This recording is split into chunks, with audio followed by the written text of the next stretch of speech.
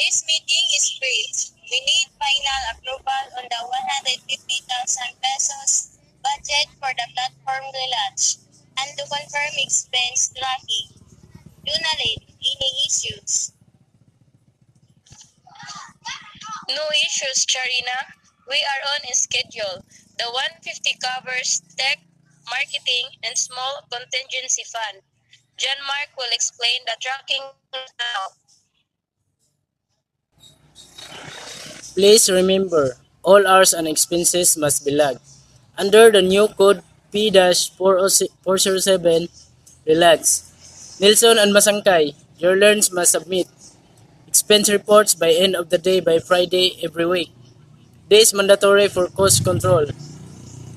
Denmark, my team will need to buy new database license next month.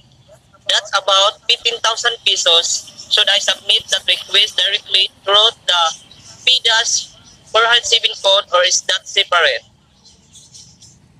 Submit it under P-407. It's a direct project cost. Just make sure the invoice is attached. Understood. My team creative assets are all covered by existing $25,000 allocation. We will monitor usage closely. We will submit weekly report as requested. Perfect. With no other questions on tracking, the 150,000 pesos budget is now officially approved. Junalyn, you have the green light. Let's finish strong and on budget. Thank you all for your cooperation. Meeting adjourned.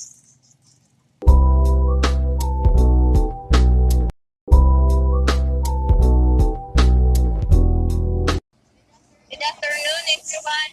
Thanks for joining.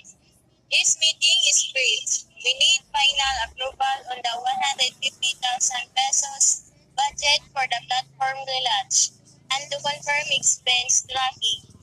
Junalyn, any issues? No issues, Charina. We are on schedule. The 150 covers tech, marketing, and small contingency fund. John Mark will explain the tracking now. Please remember, all hours and expenses must be logged. Under the new code P-407, relax. Nilson and Masangkay, your learns must submit